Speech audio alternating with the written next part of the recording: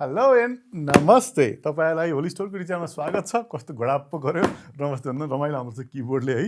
र आज चाहिँ म तपाईहरुको अगाडि कीक्रोनको किबोर्ड लिएको छु, त्यो पनि प्रो सिरिजमा। हुन त तपाईले यो भन्दा अगाडि हाम्रो कीक्रोनको किबोर्डहरुमा K3 पनि लगिसक्नु भएको होला, हुन सक्छ K2 पनि लानु भएको होला या हेरिराख्नु भएको होला। र यो भन्दा अगाडि तपाईले भी सिरिजमा हेर्नु भएको थियो, त्यो चाहिँ हाम्रो वायरलेस थिएन, त्यसमा चाहिँ तार जोडेर चलाउनु पर्थ्यो, तर एकदम हेभी ड्युटी वाला किबोर्ड थियो भने अब चाहिँ वायरलेस पनि आएको छ। र वायरलेसमा चाहिँ तपाई हेर्नु चाहिँ एकदम कम्प्याक्टमा यदि तपाईलाई चाहिँ ट्राभलमा जानुपर्ने हुन्छ या लिएर हिँडिराख्नु पर्ने हुन्छ भनेपछि त्यो बेलामा चाहिँ तपाईले कीक्रोनको यो भन्दा अगाडिको किबोर्ड पनि एकदमै राम्रो थियो, एकदम साउन्ड पनि कम आउने, लो प्रोफाइलको स्लिम टाइपको थियो भने अब यसैमा प्रो भर्सन पनि आएको छ, जसमा चाहिँ की अलिकति चेन्ज छ। त्यो मैले पनि हेरेको छैन, तपाईलाई एकछिनमा अनबक्सिङ गरेर देखाउँछु भने। त्यस्तै तपाईको अगाडि अलिकति ठुलो साइजमा पहिला K2 सिरिज तपाईले लानु भएको थियो नि, त्यसमा पनि प्रो सिरिज आएको छ। अब यो पनि अलिक स्लिक डिजाइनकै छ, एकदम कम्प्याक्ट छ र धेरै कुराहरु चाहिँ यसमा राखेको छ भने यहाँ हेर्नुहुन्छ भने चाहिँ अल्ट्रा स्लिम भनेर K3 प्रोमा देखिएको छ। त्यस्तै यो चाहिँ हट सपेबल अप्सन भयो, टक्क निकाल टक्क राख्ने भयो। त्यस्तै डबल शट Pvt पनि भनेको छ, यसमा चाहिँ की क्याप्सहरु त्यस्तो डिफरेन्ट पाउनु तपाईले। र की MK फेमवेयर त यसमा दुईटैमा सेम नै हो तपाईलाई, भनेपछि यसमा चाहिँ भाइ के कन्फिगर पनि तपाईले गर्न मिल्ने रहेछ। र ब्लुटुथ 5.1 दुईटैमा तपाईले पाउनुहुन्छ। र यसो हेर्दाखेरि चाहिँ तपाईले यसमा हेर्नुहुन्छ भने चाहिँ कम्प्याक्ट डिजाइन, अघि मैले भनेपछि दुईटैले चाहिँ तपाईको विन्डो र म्याक दुईटैलाई सपोर्ट गर्छ। र यसलाई चाहिँ तपाईले वायरलेस त मैले भनिहालेँ, तार जोडेर पनि चलाउनु मिल्छ। तपाईको पुरानो कम्प्युटर छ त्यसमा चाहिँ यो लानुभयो भने तपाईले तार जोडेर चलाउने अप्सन पनि यसमा पाउनुहुन्छ। भनेपछि यसलाई चाहिँ तीनवटा डिभाइसमा तपाईले पेयर गरेर सेट गर्न सक्नुहुन्छ। र जुन डिभाइसमा तपाई चलाउने हो त्यस डिभाइसले ट्याक्क सेलेक्ट गर्नुस्, 1 2 3 मा राख्नुस् अनि यसलाई चलाउनुस्। एकदम सजिलो भन्दा सजिलो तरिका छ। यसमा ब्याट्री चाहिँ यसैमा छ र एकचोटी फुल चार्ज चाहिँ करिब महिना दिनसम्म तपाईले चार्ज गर्नु पर्दैन। भनेपछि 1 महिनासम्म टन्न तपाईलाई के हुन्छ, ब्याट्री यसको लाइफ छ। र अर्को कुरा हेर्नुहुन्छ भने यसमा चाहिँ लाइट इफेक्ट पनि छ। यो दुईटै RGB हो, तपाईले डिफरेन्ट कलरका टोनका एकदम लाइट खेलेर पनि बेलुका अल्छी लागेको बेलामा हुन्छ नि, अब टाइप गर्न झ्याउ लागेछ भने यसो त्यसको झिलिमिलीको पनि तपाईले मजा लिन सक्नुहुन्छ। त्यस्तै परे पनि बालेर छोड्दै पनि हुन्छ। र यसमा चाहिँ साउन्ड एब्जर्प्सन फर्म पनि राखेको छ, जसले गर्दा चाहिँ एकदमै ठुलो आवाज नआएर टिकी टिकी मजाले तपाईले सुन्नुहुन्छ। त्यो त अहिले हामी हेरि नै हाल्नेछौँ भने यसमा पनि हेर्नुहुन्छ भने मोरलेस सबै त्यही कुरा हो, जसमा यसमा पनि लेखिएको छ जुन लो प्रोफाइल स्विच यसमा राखेको छ, कम्प्याक्ट डिजाइन छ। त्यस्तै यो चाहिँ म्याक र विन्डो दुईटैलाई सपोर्ट गर्छ। यसमा नि QMA बाइ तपाईको फेमवेयर यसमा छँदैछ। त्यस्तै यसमा लाई पनि तीनटा डिभाइसमा पेयर गर्न सकिन्छ। ब्याट्री लाइफको कुरा हुन्छ भने यो पनि 1 देखि 2 हप्तासम्म यसलाई चाहिँ एकचोटी फुल चार्ज तपाईँ चलाउन सक्नुहुन्छ, किनभने चाहिँ स्लिम छ, यसमा ब्याट्रीको साइज सानो छ। र यसमा पनि लाइट इफेक्ट RGB छँदैछ, तपाईले मजाले झिलिमिली पारेर चलाउन सक्नुहुन्छ। अब आउँ यो सबैभन्दा पहिला प्रो सिरिजको यो स्लिम डिजाइन कस्तो रहेछ सट्ट हामी हेरिहालौँ। ल बक्स खोलियो, त्यसपछि यहाँ हेर्नुहुन्छ भने हामीले कुन की हो त्यो चाहिँ क्लियर गर्नु भनेर यहाँ लेखिरहेको छ एउटा। त्यस्तै हामी चाहिँ क्विक स्टार्ट गाइड पनि यसमा पाउँछौँ, जसमा चाहिँ हामीले यसलाई कसरी चलाउने, चार्ज कसरी गर्ने, कसरी पेयरिङ गर्ने भन्ने कुरो चाहिँ यहाँनिर हुन्छ। धेरैजनाले चाहिँ किबोर्ड लिएर जानुहुन्छ र पेयरिङ गर्ने आएन भनेर पनि फोन गरिराख्नु भएको हुन्छ, तर त्यसको लागि एकदम सजिलो छ, यहीँनिर सिकाइदिएको छ। तपाईँले यो मजाले हेरेर पढ्नुभयो भने हामीलाई फोनै गर्नु पर्दैन। यदि त्यस्तो अल्छी लाग्यो भने हामीलाई फोन गरे पनि हुन्छ हाम्रो अफिसको नम्बरमा। त्यस्तै यहाँ हेर्नुहुन्छ भने हामीले एक्स्ट्रा कीहरू पनि यहाँनिर पाइरहेका छौँ, माथिको क्यापहरू। यसमा चाहिँ हामीले USB to type C cable पनि यसमा पाएका छौँ। त्यस्तै हामीले की निकाल्ने टुल पनि यसमा हामीले पाएकै छौँ। यो हट सपेबल हो, त्यस कारण चेन्ज गर्नु पर्यो भने चाहिन सक्छ। र किबोर्ड हेर्नुहुन्छ भने बट्टा ठुलो लागे पनि किबोर्ड चाहिँ कस्तो मजाको सानो पातलो न पातलो रहेछ। र हेर्नुहुन्छ भने यहाँ चाहिँ तपाईले सबै के स्विचहरू चेन्ज गर्ने, तपाईले जस्तो ब्लुटुथमा राख्ने हो कि वायरमा राख्ने हो कि अफ गर्ने हो, त्यस्तै म्याकमा हो कि विन्डोमा हो, त्यो अप्सन तपाईले यहाँ पाउनुहुन्छ। त्यस्तै यहाँनिर चाहिँ तपाईले चार्जिङ गर्ने पोर्ट र केबल जोड्ने पोर्ट यहाँनिर पाउनुहुन्छ, जसमा चाहिँ हामीले केबल यहाँनिर ट्याक्क जोड्न सक्छौँ। र यहाँ पछाडिपट्टि हेर्नुहुन्छ भने यसलाई चाहिँ हामीले दुईटा लेभलमा हामीले चाहिँ यसलाई स्लोप गराउन मिल्दो रहेछ यसरी।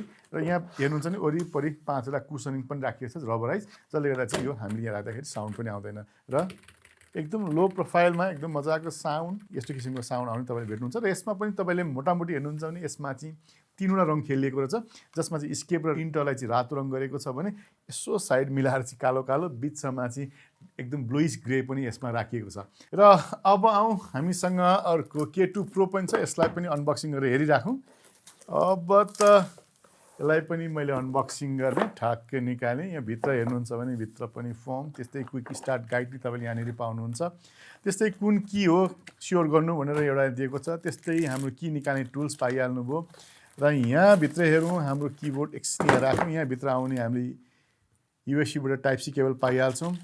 यसो कस्न ओर्नको लागि हामीले चाहिँ स्क्रुड्राइभर, की निकाल्ने टुल्स त्यस्तै एक्स्ट्रा कीहरू चाहिँ जस्तो यो चाहिँ हामी कहाँ आउँदाखेरि चाहिँ म्याक भर्सनको लागि भनेर आएको हुन्छ नि विन्डो भर्सनको लागि चाहिन चाहिँ टक्क यो चेन्ज गर्नुपर्ने हुन्छ यो की पनि यसमा आएको हुन्छ र दुईटैलाई एकछिन बट्टा साइडमा राखौँ अब र हाम्रो किबोर्ड कस्तो छ हामी हेरिहालौँ र किबोर्ड हेर्दाखेरि देखाउँदिनँ त देखाउँछु किनभने यस्तो मजाको किबोर्ड तपाईँलाई नदेखाइकन हुन्न यस्तो गजब मजाको छ यसमा पनि हेर्नुहुन्छ भने यो चाहिँ अलिकति प्योर ब्ल्याक नभएर चाहिँ हल्का तपाईँको लाइट ब्ल्याक चाहिँ यसमा तपाईँले पाउनुहुन्छ त्यस्तै यो चाहिँ ब्लुइस ग्रे यहाँनिर कीहरू पायो भने तपाईँले यो चाहिँ रातो रङकै तपाईँले पाउनुहुन्छ स्केप र इन्टर चाहिँ र यहाँ हेर्नुहुन्छ भने एकदम प्लेन छ पुरा एल्युमिनियम बडी छ यहाँनिर फ्रेम चाहिँ त्यस्तै यहाँ हेर्नुहुन्छ भने चाहिँ हामीले यहाँ अप्सनहरू पाउँछौँ टाइप सी केबल जोड्ने अप्सन यहाँनिर भयो त्यस्तै हामीले चाहिँ कुनमा सेलेक्ट गर्ने वायरलेस हो कि नन वायरलेस हो कि म्याक हो कि र विन्डोमा चलाउने भन्ने अप्सनहरू चाहिँ यहाँ दुईवटा की राखेको छ जसबाट तपाईँले सेलेक्ट गर्न सक्नुहुन्छ भने यहाँनिर हेर्नुहुन्छ भने चाहिँ तपाईँले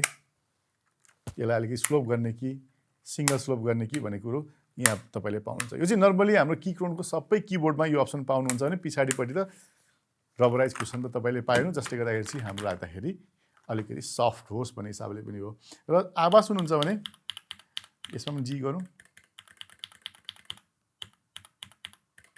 अलिअलि फरक पाउनुहुन्छ र यसको मजा के छ भने तपाईँ रातिको बेलामा चलाउनु भयो भने सुनसान बेलामा पनि यसको फिल चाहिँ तपाईँले पाउनुहुन्छ र कसैलाई चाहिँ डिस्टर्ब पनि हुनसक्छ त्यो चाहिँ आफ्नो ठाउँमा छ र हामीले चाहिँ यहाँ स्विच अन गरेर हुन्छ कस्तो मजाको 8GB बत्ती बलेको छ तपाईँले पनि देख्न सक्नुहुन्छ डिफ्रेन्ट खालको छ यहाँ तपाईँलाई माथिपट्टि हेर्नुहुन्छ भने 3टा 1 2 3 मा चाहिँ ब्लुटुथको लोगो पनि तपाईँले पाउनुहुन्छ यो चाहिँ हाम्रो खास गरी चाहिँ हाम्रो डिभाइसहरूमा पियरिङ गर्नको लागि चाहिँ यो अप्सन दिएको हो जसको लागि चाहिँ तपाईँले FN के थिचेर यो थिचिराख्नु भने चाहिँ तपाईँको ब्लुटुथ इनेबल हुन्छ र तपाईँको डिभाइसमा यो किबोर्ड देखाउँछ र तपाईँले पेयर गर्नुपर्ने हुन्छ अनि तपाईँले चलाउन सक्नुहुन्छ एकदम सजिलोभन्दा सजिलो तरिका छ यति कुरो नबुझ्दाखेरि कहिलेकाहीँ धेरै टाइम लाग्छ र यो पनि हेर्नुहुन्छ नि यो पनि 8GB हो मजाले बलेको छ र यसमा पनि सेम फङ्सन हो यसमा पनि हामीले चाहिँ FN थिचेर 1 2 3 भन्दै कुनै पनि अप्सनमा हामीले डिभाइसलाई सेट गर्न सक्छौँ एकदम सजिलोभन्दा सजिलोसँगले हामीले हाम्रो कम्प्युटर होस् या आइप्याड होस् या ल्यापटप होस् सोसँग यसलाई चाहिँ पेयरिङ गर्न सक्छौँ र अहिले तपाईँ हेर्दै हुनुहुन्छ हामीसँग म्याक मिनी पनि आउँछ म्याक स्टुडियो पनि आउँछ त्यो किन्दा हामीले तपाईँले किबोर्ड पाउनुहुन्न